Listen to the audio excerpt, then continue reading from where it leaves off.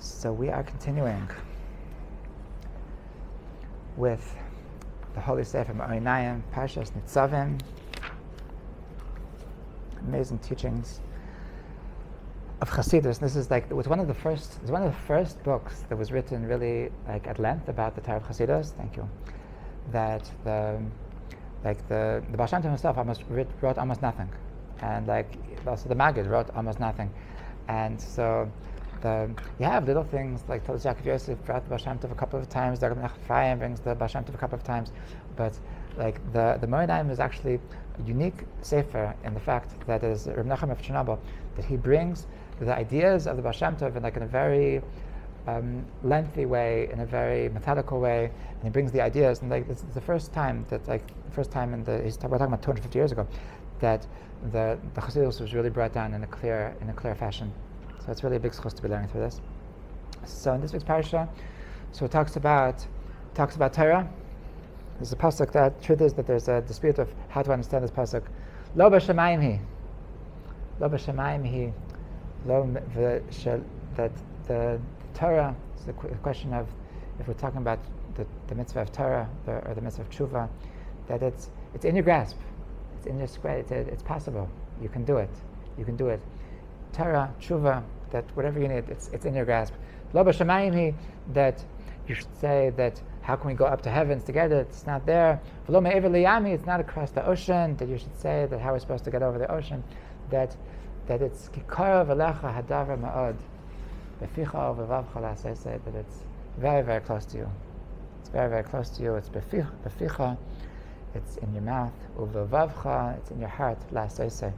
So the Chernobyl is going to explain through his Torah. He's going to explain exactly what this means. What's it mean that it's in your mouth, it's in your heart to do it? That these three levels, the three levels of really living Torah, of really expressing Torah. But he starts with the Gemara. That the Gemara wants to expound upon this pasuk. Lo b'shamayim v'lo me'ever liyami. It says that lo b'shamayim. So what's that mean? It means that it's not in people who are haughty, people who are arrogant, people who feel like they're top of the world. V'lo me'ever liyami. So it's not in people who do business, people that they're always traveling, that they're always going across they're always going to different continents. They're always going across the sea. So if you're always traveling, so then sechrim actually says, it's talking about sechrim, that the Torah can't be found by sechrim. So he says, well, what's that mean? What's that mean? It's sounds like a very Litvish thing to say. That you can't have Torah if you work. Like Torah, if you're hey, what about my learner earner? That seems like that. No Torah. That only if you can even think about, if you're going to think about doing anything besides Torah. So there's a story. This is a true story about a guy that he was a Balkari. He was a Balkari in yeshiva. He would read the Torah in his yeshiva, and by one Shabbos he was supposed to learn, obviously, and so he woke up and he completely lost the voice. It was just weird. It's just he had zero voice, and he couldn't say anything. And he tried to explain to her friends, I need somebody else. I can't. I'm sorry. I know the landing perfect. I just can't. And so it's like somebody else did it. So just winged it and did whatever. They made it through, and somehow, and so it turns out he found out that a couple of months later, so he got engaged, and this crazy story came out that Shabbos, so his potential in-laws, meaning he was going out with a girl at that time, and her parents came to spy on him in yeshiva to see what kind of boy he is, to see how he treats everybody, what kind of if he's there's it's not a bad idea, if you want to know about somebody, to spy on them is actually a very good idea.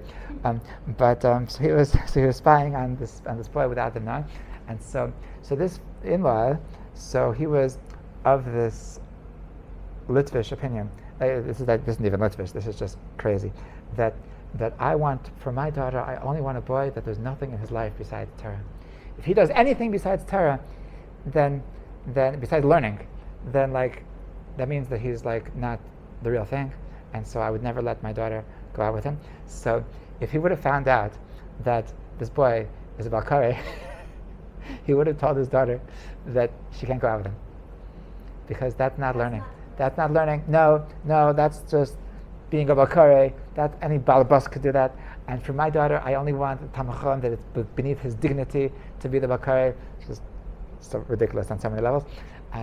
But he found out. So he said this story at the Vart when they made the shidduch. So he found out, or maybe it was the Sheva Brachas when it was already too late. Probably that makes more sense. Probably if he would have said the story at the Sheva Brachas at the Vart, they would have just broken the shidduch. But it was at the Sheva Brachas after the wedding. So then they found out the miracle that Hashem did it, that he lost his voice in order that his potential father-in-law shouldn't not allow his daughter to. So there's this very Litvish way of looking at life, that only Torah, and if you're doing anything besides Torah, so then that's mamish treif, and so it sounds like the Torah is it sounds like this Gemara is promoting that there's nothing to life besides Torah, and that's such a non Hasidish way of life, we said many times, on Wednesdays we've been giving classes about the different Torah personalities, and so we learned about how every Rebbe, it was on his mind, that his Hasidim should have good parnasa. So it was mamish on his mind, the Satmar Rebbe, the Baba Rebbe, the Kozenberg Rebbe, they spent many hours to make sure that the Hasidim would have good parnasa. They felt that one of the dangers to Judaism is poverty. They wanted their Hasidim to have good parnasa. And it sounds over here what's it mean? The Torah is saying that it's the lobes sechrim, it's the lo me'ever le'yamhi. The Torah can't be found by people that do business. What the heck? That's just Torah, it's very important. What do you want them? You want them to starve, right? So to try to understand what the Torah might be saying, because obviously that's not what it means. Obviously that the Torah wants us to do business. So what could the Torah possibly be saying over here?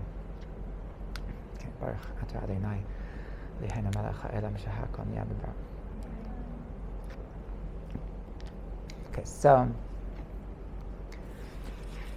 to understand this, so he gives a very fundamental introduction to understanding a lot about Torah, to understanding a lot about Judaism, really, but really about Torah.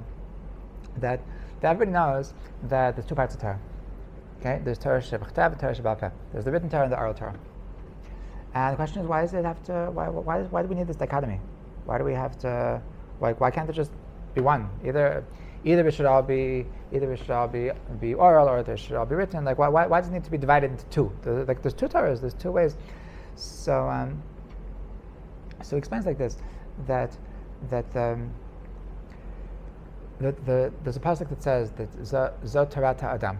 This is the Torah of a person, and there's a connection, there's a correlation between the Torah and a human being, between the human body. That just like in the Torah, so we have 248 positive mitzvahs, so there's 248 organs in the human body. Just like in the Torah, we have 365 negative mitzvahs, so there's 365 sinews connecting between the different parts of the body. And that's why it says that the corresponding to every part of every part of your body, there's a certain mitzvah. So the way that if you want to really be alive, so then there's a certain mitzvah that's really the life source of that part of your body. I think I've said somewhere that the story about the Nitzavim-Vaylech, that when he would get sick, so he would ask a doctor to come over, and he would ask him for the diagnosis, and then after he knew the diagnosis, then he would ignore what the doctor said. He wouldn't care what the medicine was, whether they're supposed to take surgery. He didn't believe in that stuff. He didn't believe in medicine, but he understood from the diagnosis what part. I'm not saying that you should try this, but he understood from the diagnosis what part of his body is messed up, and he understood what mitzvah is connected to that part of his body that's messed up. So he realized, if I'm sick in this part of my body, that means that I have to improve in this part of my Judaism, and if I improve in that part of my Judaism, then my body will naturally heal. Okay, because he understood that there's a correlation between your soul and your body. This is like one of the biggest things in Torah in general. That there's a connection between your body and your soul. If your soul is sick, then your body's going to be sick. If your body's going to be sick, your soul's going to be sick. Right? It works both ways. Right? That if you're like that's why when we're not feeling well, so we're not so inspired. Right? We're not so in the mood to do holy things when we're sick. Like, because our body and our soul are connected. So if your body's down, your soul's down. If your soul's down, your body's down. They both work together. So when a person is the Nitziv, so he understood the chachma of like how to connect between these two things, and so he would just like be able to do tshuva on that part of his soul which is lacking, and based on that he was able to heal his body. Right? I read this book. I forgot what it's called. A woman named Brendan Bays, maybe. That she was basically saying the same thing, just not on a spiritual level, on a psychological level. What? No, her I've heard of, but it's somebody else. So she was telling a story. Like, you don't have to believe her. I think the idea is cool, even if it's not true. But that she writes about herself that she had this huge tumor in her body, and they told her that it's very dangerous for you to keep it more than a month. You need surgery immediately. And she said, no, but I don't believe in that stuff. And she was able to go and heal her traumas, and through healing her traumas, she was able to get rid of the tumor.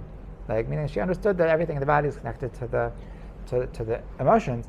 And so really the Nitziv is just taking that one step further, that is true, that your body is connected to your emotions, and your emotions are connected to your soul. So if you're able to heal the source, then it's going to play out in the rest of your existence. So that's why it says that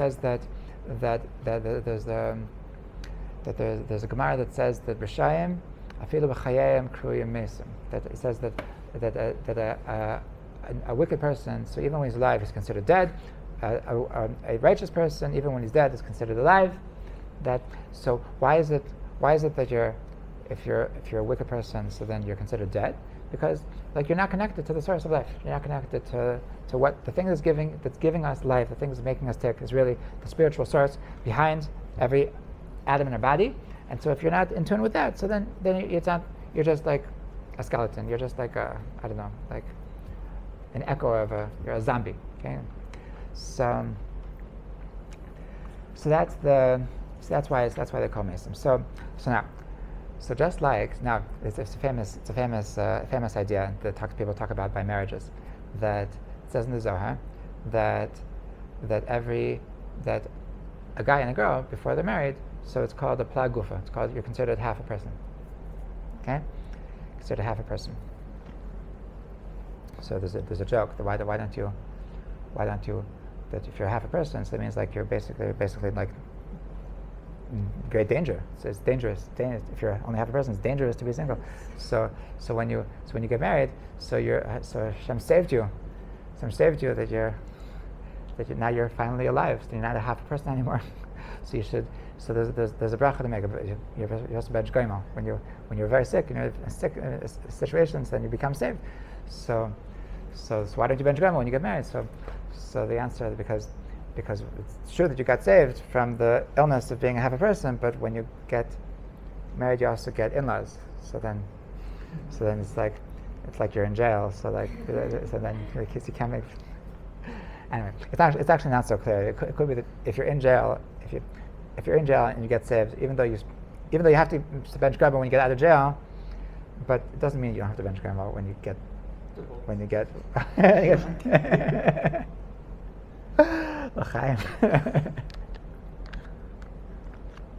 So I had a story about a guy that was a student of mine was in jail once. He was a drug dealer, and Yeah, and I wasn't like he called me as when the police came to bust him, and I don't know, I was involved in the whole thing.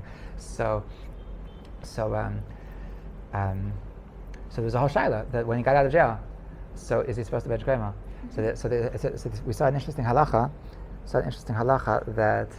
That as long as there's bail, if you're out on bail, then you don't bench grandma yet. So I was the one. Baruch Hashem, I got it back. I was the one who laid out the 5,000 shekel for his bail. So until you get back the bail, then you don't bench grandma, because it's like you're still like they still have their like noose around your neck, like they can still like. So Hashem, you should never know. So a day in the life of a rabbi, huh? So don't expect me to bail you guys out.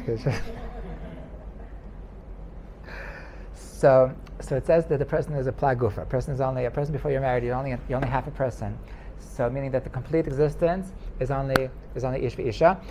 And the source of this is obviously from the beginning of Bereshis, right? Because when it says when God created Adam and Eve, so they were together. They were actually like this. They were back to back, and then only afterwards did He separate them, right? That lo tov hiyos adam levado. I was just talking about this in one of my classes. Your class, right? That lo tov hiyos adam levado. That it means that Hashem says it's not good for Adam and Chava to be together, because it's better if they're separate, because then you feel missing something. That if you feel like you're good, so then you're helpless. The only way to succeed in life is if you feel like there's something that you're lacking.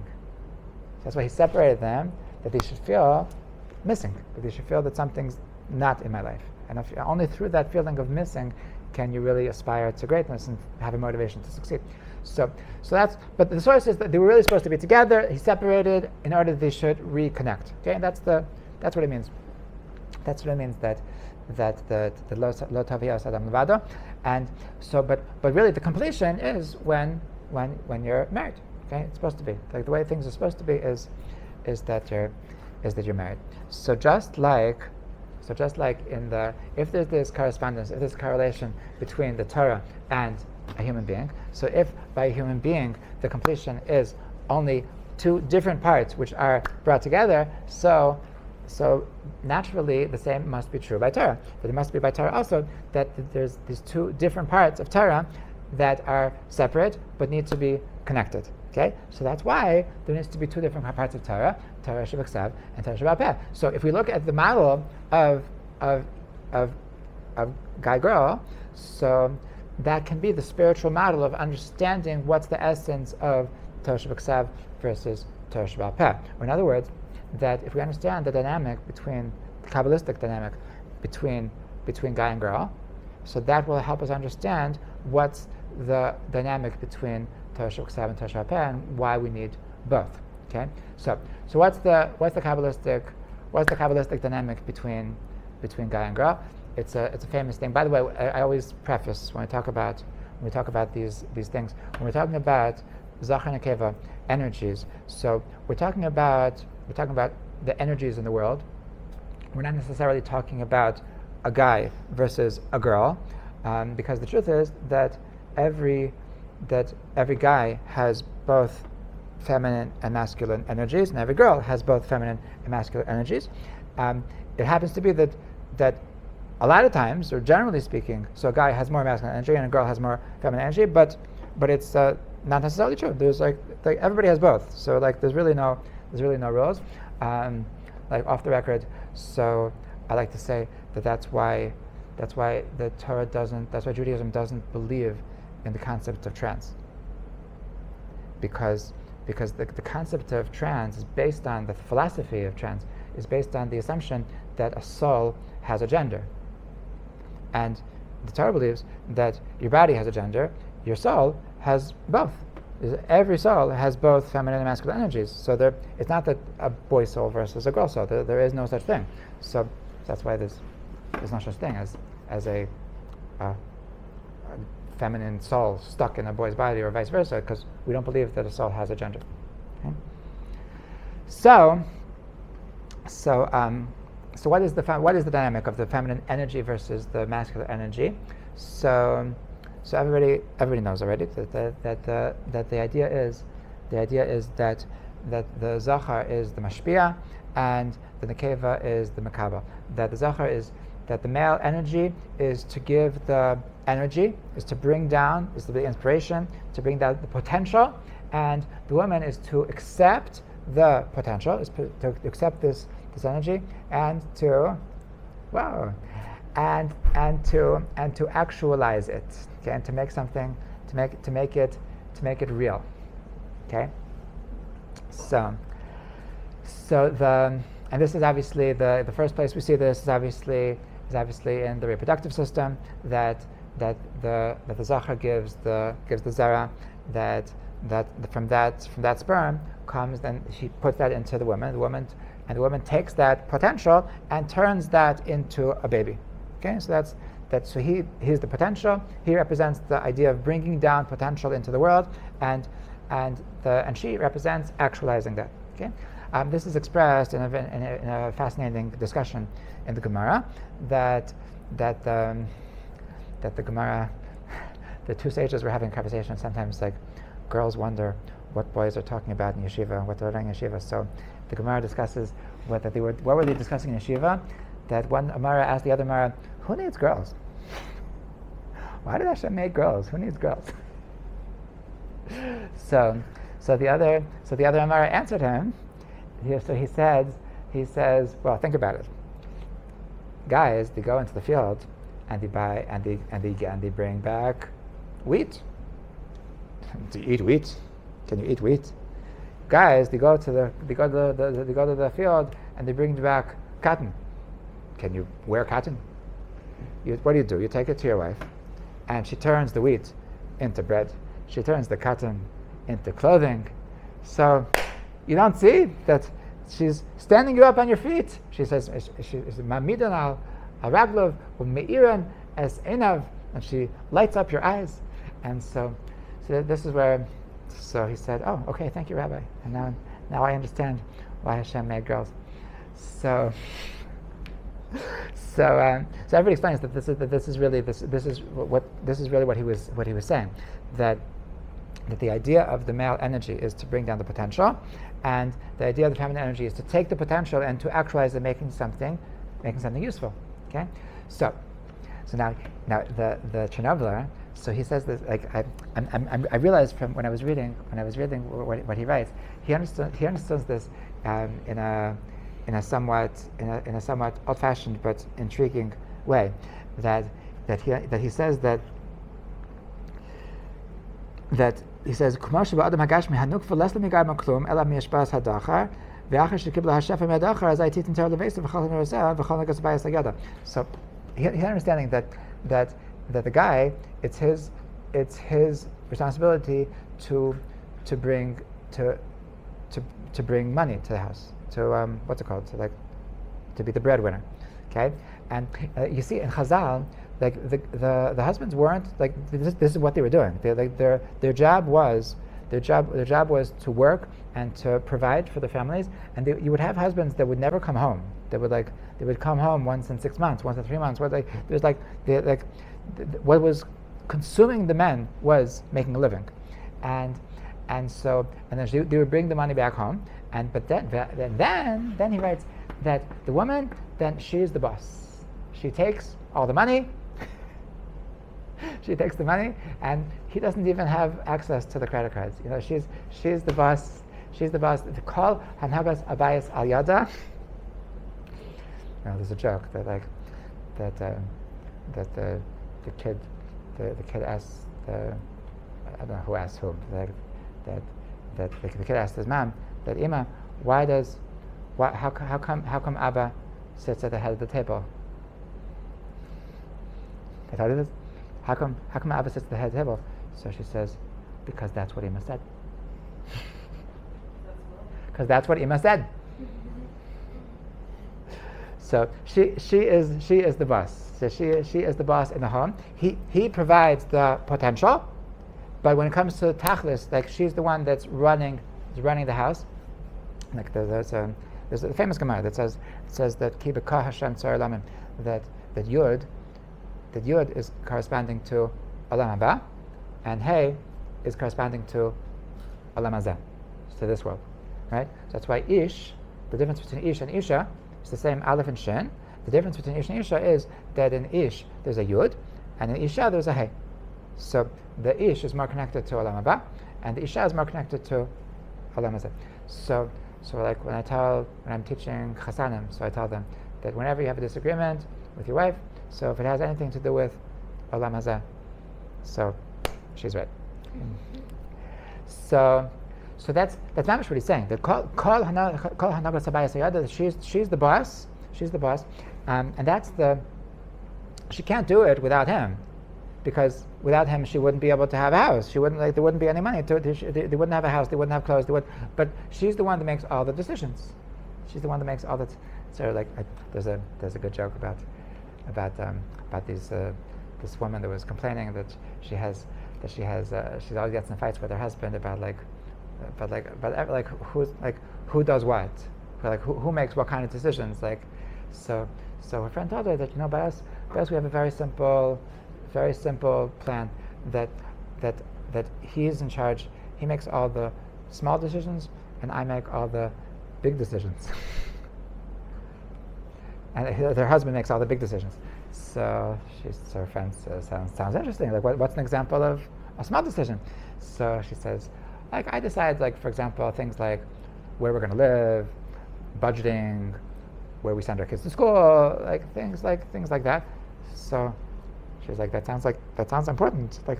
So what's an example of? So what's your husband decide? What's the big decision? So she said, well, he decides who's going to be prime minister. Who's going to win the war with Russia? She's like the important things in life that I let him decide. So call Hanaga, so you're going to remember that, right? Things to say on the first date. No, save that for the yichud room. So he might run away. So call Hanaga. Without him, so there's no potential. Without him, so there's no. So that she wouldn't be able to run the house. But once he's there, so then it's okay. Then everything is her. So he says that this is the difference. This is the difference between Torah Sheb'Ksav and Torah Sheba'al-Peh. That Torah Sheb'Ksav, hello. So Torah She. Have a seat. You're good. You didn't take watermelon. So Torah Sheba'al-Peh. Torah Sheba'al-Peh is what's Torah Sheba'al-Peh? Torah Sheba'al-Peh is how to. It's how to live life. Okay, it's how to live life. Torah Sheba'al-Peh is literally just the how-to guide to everything in Judaism, right? How to keep Shabbos, how to keep kosher, and just it's a simple the Shulchan Aruch. Basically what were they learning for 40 years in the desert? So they were learning just how to be Jews, what to do. So that's all Torah Sheba'al-Peh. Okay? Torah Sheba'al-Peh is all just the how to live life, the rules. Okay? Torah Sheba'Ksav, what's Torah Sheba'Ksav? Torah Sheba'Ksav is not the rules. If you read Torah Sheba'Ksav, if you read the Chumash, you're not going to get an understanding of how to live as a Jew. But what will you get? You'll get the ideas. You get the values. Okay, that's why there's a lot of stories in Torah Sheba'Ksav. There's even things there's things that we don't follow. There's things that it says in Torah Sheba'Ksav that we don't listen to what it says in Torah Sheba'Ksav. It says in Torah Sheba'Ksav that if you poke out somebody's eye, so then we poke out your eye. Okay, and we don't do that. God didn't want us to follow that. And that's why he said in Torah Sheba'al-Peh that if you poke at somebody's eye, then you have to pay some kind of fine. But we don't do that. The Judaism does not believe in that. And yet, it says it in the Chumash. Because the Chumash is not meant to tell you what to do. The Chumash is meant to tell you the values. And there's a certain value, there's a certain idea that you should know that if you poke at somebody's eye, really you deserve that you should get your eye poked out. But we don't actually do that. But you should know how severe it is. Okay? So I was once I once had this chavrusa with somebody, that I met him. I was walking around in Hebrew U, and they were trying to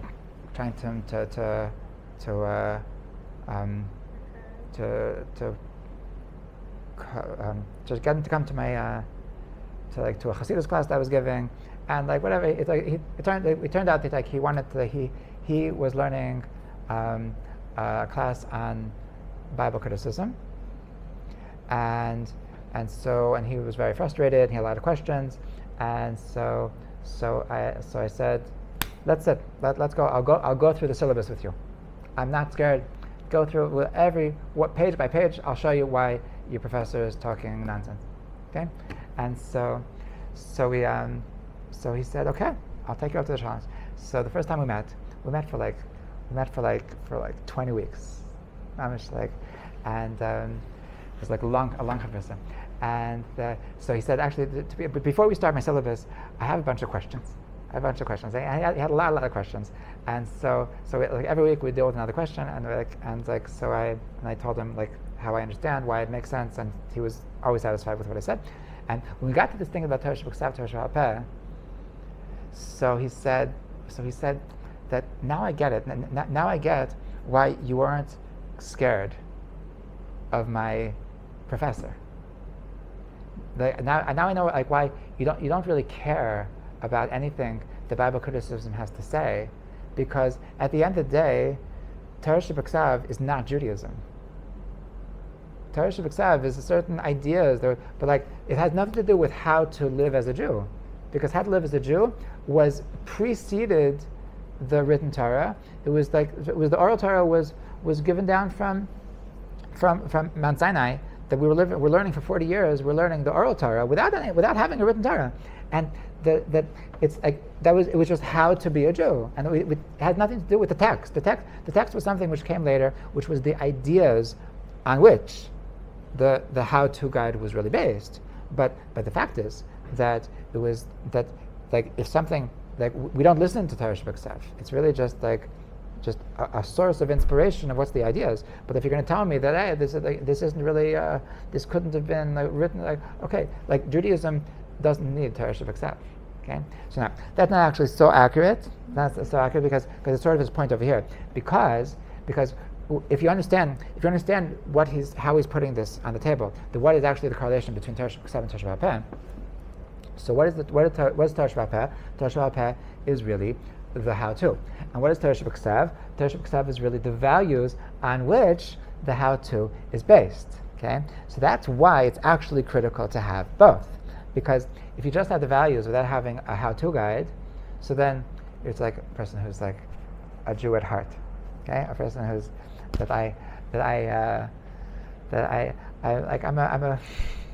don't do anything. I'm a good Jew. I'm a good Jew. In my heart, I vote for Judaism, but I don't do it myself. I think I mentioned this here, that there was a story with when the Chazon Ish met with Ben Gurion. So Ben Gurion he showed up to the conversation, and he said, Rabbi, I'm proud to stand before you as a Yehudi Ma'amin. I'm a believing Jew. So the Chazon Ish wasn't so impressed. He didn't like, the Ben Gurion was he was brought up religious. He was OTD. So he didn't like him. So the Chazon Ish said retorted at him, he said oh really? And what does your Amunah obligate you in? What is your Amunah? And so Ben Gurion said actually nothing at all. So Chazon Ish said, there is no Amunah in the world that doesn't obligate you on something. There's no such thing. An Amunah that doesn't obligate you on something is not an Amunah. Like if the fact that you believe in something doesn't have some expectation that because I believe in this, therefore because I have this value, therefore I should live my life in a different way, so then it's not an Amunah. Okay? So a person that only has Torah Sheb'Ksav and not Torah Sheb'Peh, he's basically saying I believe in Torah values, but I don't really have to do it. Okay? Now that's called napikaris. A person that doesn't believe in either part of the Torah is a heretic. He's missing an integral part of what it means to be a Jew. So a person who's a person who only believes in the values without believing in the therefore I should live a different life. So obviously that's corrupt. Now, but what's wrong with the person that I'll do everything it says, but I don't believe in the values? Okay, so in the Chernobylers model, that's saying that I only believe in the Torah Sheba'al Peh, I don't believe in the Torah Sheba'Ksav. Okay, this is relevant. This is relevant because there's I don't know how to like pinpoint like what group this is, but like I've heard this idea by there's a very liberal liberal modern Orthodox groups that they believe in halacha. It's not just liberal. It's like academic, like a very I don't know. It's like some extreme branch of a very academic, intellectual Judaism. So in this school, I've heard this argument that the main thing about Judaism is halacha, and you can believe what you want. What's important in Judaism is actions, and that's what. And they claim this is false. I'm just saying what they say. That they say, and that's the difference between Judaism and Christianity. Christianity, it's about what you believe. In Judaism, it's about what you do. Okay, so I keep halacha. I'm loyal to halacha. I keep Shabbat. I keep kosher. I have a Leil Seder. I'll eat the afikomen before midnight. But do I really believe that 2 million people exited Egypt? I don't know. I went to Harvard. Like, I don't know. I learned archaeology. I learned world history. I'm a modern Jew. I believe in history, and I believe in I don't really believe. I don't really believe that there was Yetzias Mitzrayim. But who cares? That's a question for the. I know that I eat matzah, and I have to eat it within 2 minutes, and I have to. and like it's important what you do. It's important, and so this is the opposite extreme, right? This is a Torah Sheba'al Peh that doesn't have a Torah Sheba'Ksav. What's the value of what you're doing? The whole purpose of living a Torah life is because that's how you're bringing Torah values into the world. If you don't believe in the values, which is the Torah Sheba'Ksav, so what are you doing? Okay, so that's equally as bad. That's equally as heretical. So this is the union between. This is the I don't know what's a fancy word to say marriage. This is the communion between Torah Sheba'Ksav and Torah Sheba'al Peh that is coming, which is mamish the ish v'isha, and so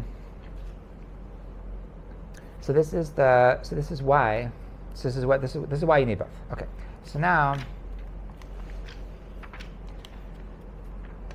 as we're coming into this world, as we're living life, so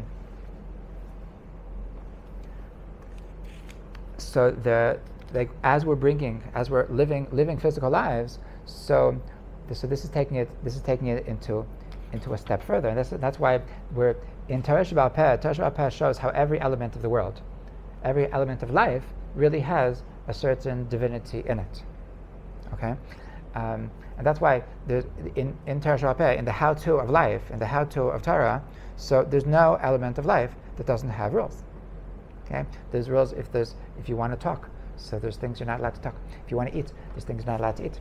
If you want to do business, there's things you're not allowed to do in business. If you're even in the bathroom, like even there's halachas. There's the guy, I think I've told you this, that there's a story with Napoleon, that once Napoleon was obsessed with the Jews.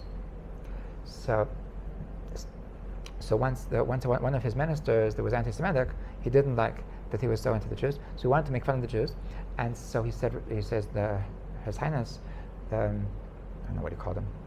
What was he called, Napoleon? Like, what was his title? Surgeon. No. Okay, whatever he was. So he said, the Jews, they have rules in their rule book, in their Shulchan Aruch. They have rules about the bathroom, about how to go to the bathroom. So he meant to say they're so weird. They're just it's a cult. They're not wise. They think that it makes a difference if you do like this, if you do like that, and so he was trying to make fun of them. And Napoleon thought for a second, and he said, that's amazing. That's amazing. Now I understand why they're the chosen nation. If they understand that there's no element of life that there's a better and a worse way to do it, then they get it. That in no aspect of your life is there something. Is it that whatever. That they realize that there's always a perfect way to do something. There's not a really noble person. So there's no element of life that they just do. Somebody I read in some book about who was it? I think Rabbi Benny Lau wrote about this poet, this Israeli poet, a writer, Amos Oz. I don't even know. So he wrote about him that he met him, and he said, I never heard him say any sentence that wasn't interesting. There was nothing that came out of his mouth that wasn't just whoa. So that lahavdil, in life, there's in every single action that we do, in every single area of life, so there's a perfect way to do it. There's a godly way to do it. Okay? So Napoleon was saying that's what they got. That's what we chap. That's what Torah chaps. That there's actually a better way. There's no element of life, and so a person can look at this and say come on, just let go, calm down, rabbis, it's just let me just be. I'm just going to the bathroom, So but the truth is that this is really a beautiful take on life. That every single thing you do it in the most godly way, do it in the most perfect way. Okay, so this is Torah Sheba'al Peh. Torah Sheba'al Peh is expressing the godliness in every single area, every single element of our lives. Okay, so this is when we're learning. When we're living life, So this is the greatest expression of the Torah. So it says that there's different parts. That when we're learning Torah, so Torah is emes. Torah is emes. Okay, this is his last point. That Torah is emes. What's emes? Emes is aleph mem taf. So it says aleph is the beginning, mem is the middle, and taf is the end. Okay, so aleph is the alufa shal olam. There's is Hashem. One is Hashem. Aleph is Hashem. So aleph represents the Torah Shebeksav. Aleph represents the ideas, the values. Okay, and that's why it says that the truth which is in your heart. Aleph represents the truth which is in your heart, and that's where your values are, what you really believe in. And so there's a pasuk in Tehillim. It says, "Kasvei maluach libacha." Write them on the plates of your heart. Okay, that your values are written, engraved in your heart, and so the Torah Shebeksav represents the values, and this is where your thoughts are. This is where your values are. This is what you stand for. What you stand for, when somebody just somebody wakes you up in the middle of the night. What do you believe in? This is what you are. This is what's flowing in your veins. That's your aleph. Okay. Then there's the mem. Mem represents ma'amar. It's based on Gemara and Shabbos. The mem is ma'amar. Ma'amar is your speech, is your communications. Okay, and this is Torah.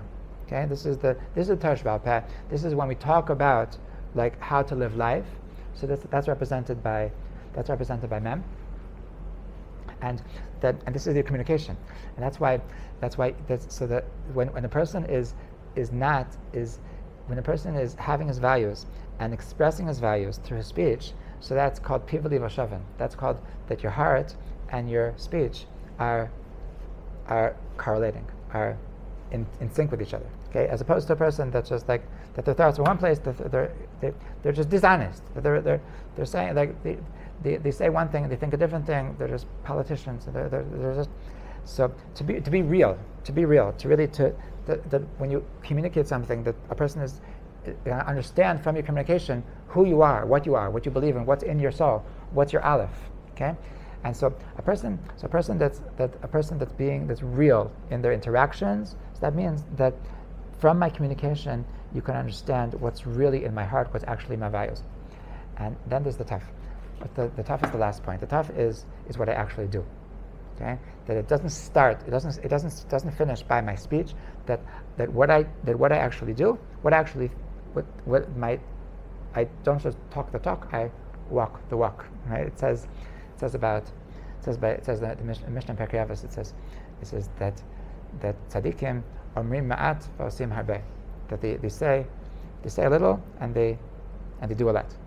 Right? You ask a person, you ask a tzaddik, like, can you do me this favor? So he says, I'm really not sure. I don't have a lot of time. I'll see if I can. And like the next thing you know, like they did everything like from beginning to end, and you can't believe how they did such a thing. And Rishayim omrim harbe v'afilu ma'atem min hamesim. Like they say for sure I'm going to take care of this, and then like they just like, oh sorry, I was busy. And, like okay, so the follow through. Okay, the tough is to make sure that you follow through. So that it doesn't end up with just speech, which is your communication. It's beautiful to communicate good things, but it needs to end up with an action. It needs to end up with actually doing.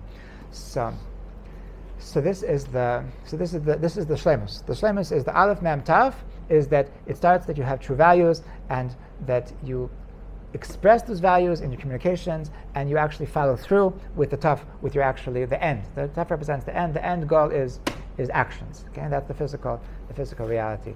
And that says the Chernobyl. That is what the Torah is saying.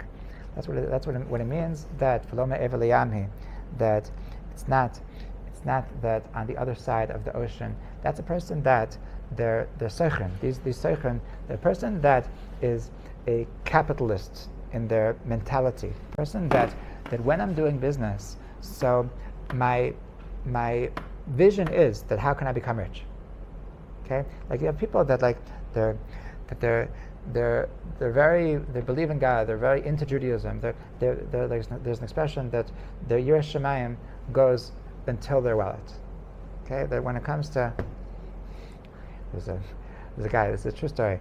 There's a guy that he had a next door neighbor who was a mafia guy. Okay, and like it was a nice guy. He was like the nicest guy, but like he understood that like this nice guy is a murderer. Like that's just what mafia guys do. So he was like, so they had a nice relationship, and after a couple of years, so like he was saying they were talking, and like he said, Thomas, like I never understood, like you're such a great father, you're such a great husband, you're such a great neighbor, like but how does that make sense? Like how does it make sense that you're a mafia guy? So he said, it's very simple.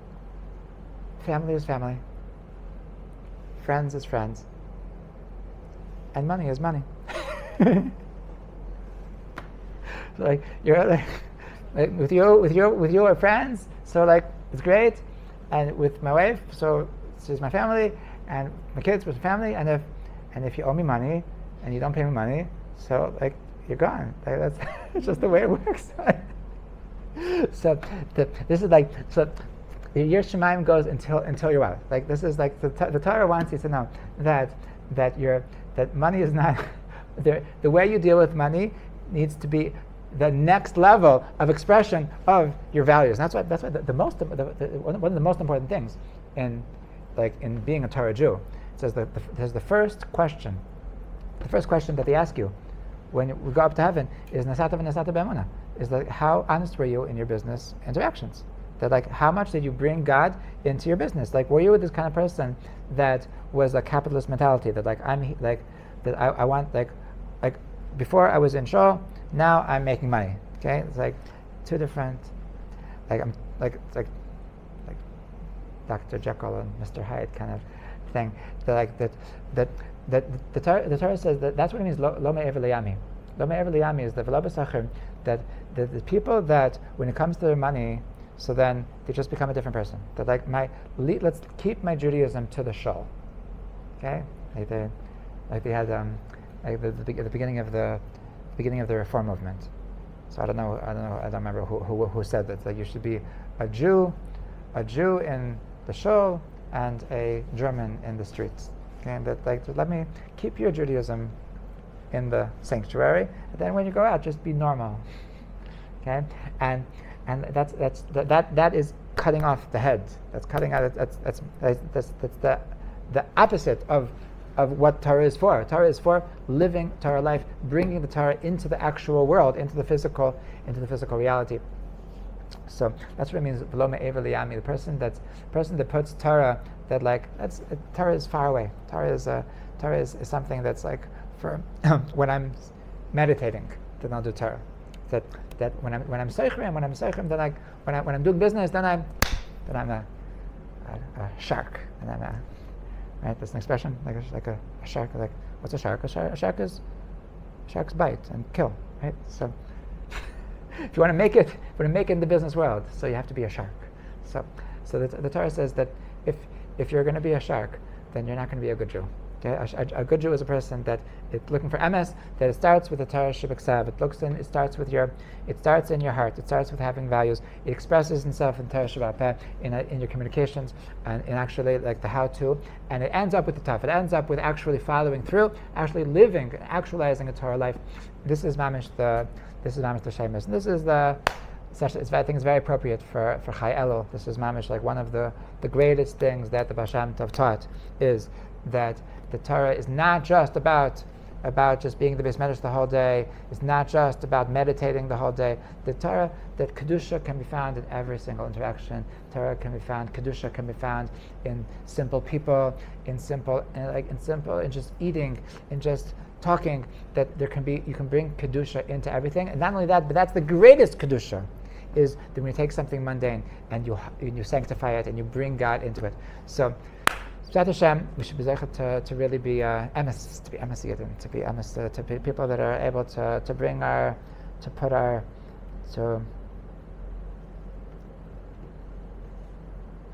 put your money where your mouth is, put your money where your heart is, put your mouth where your heart is, put your money where your mouth is. Yeah, that works. Perfect. So B'ezrat Hashem, so this chos of the Baal Shem Tov should be following us always. We should mamish have real physical holy lives. B'ezrat Hashem. L'chaim.